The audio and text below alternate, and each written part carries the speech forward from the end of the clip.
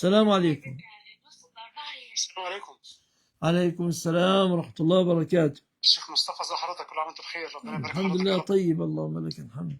الله يسعدك فيك. سؤال بعد اذنك يا شيخ. اسأل. احنا في السعوديه هنا، انا وكلت جماعات بحيث يطلعوا زكاه الفطر من 3 4 ايام، طيب وعلى اساس ان هم يطلعوها طبعا زي على اساس ان احنا نفطر مع بعض في السعوديه وفي مصر، ولكن حصل اللي حصل وفي فرق يوم، فهم هيطلعوه بعدنا بيوم. هل عليه شيء؟ يعني هيطلعوها متى سيطلعونها؟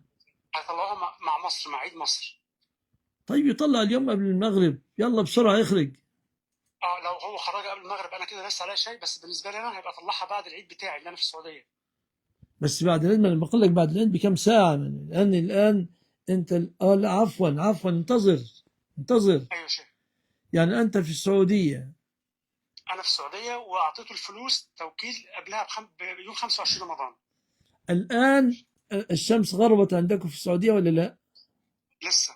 خلاص بسرعة أنت طلعها الآن، أو خليهم طلعوها الآن.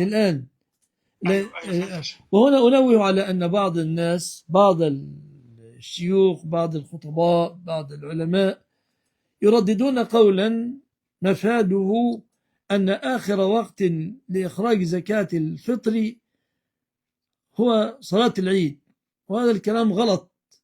إنما الأئمة الأربعة، افهموا يا ناس، الأئمة الأربعة الأحناف والشافعية والمالكية والحنابلة على أن وقت إخراج زكاة الفطر يمتد إلى غروب الشمس، والأفضل إلى انقضاء صلاة العيد، إلى صلاة العيد، أي الأفضل.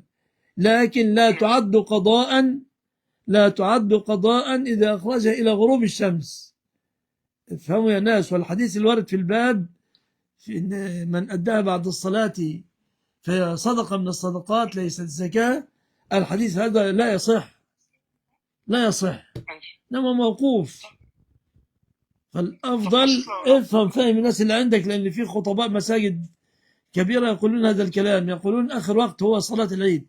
لا، ليس آخر وقت صلاة العيد، وقت الزكاة ممتد إلى غروب الشمس، يوم العيد عند الأئمة الأربعة. والحديث الوارد في الباب أنها تنتهي بعد صلاة العيد معلول، الله يبارك فيك. طب أنها تكون صدقة من الصدقات. نعم. الموضوع ان انا طلعتها يعني الآن ما تتكلمش كتير، أنت الآن ما تتكلمش كتير، باقي نصف ساعة على غروب الشمس عندك. بسرعة أخرجها. الله يبارك فيك، تسلم يا شيخ. الله يسلمك. أو خلي أمك تخرجها هنا الآن لو أنت مش عارف تتصرف. لما يجرب بسرعة أخرجها.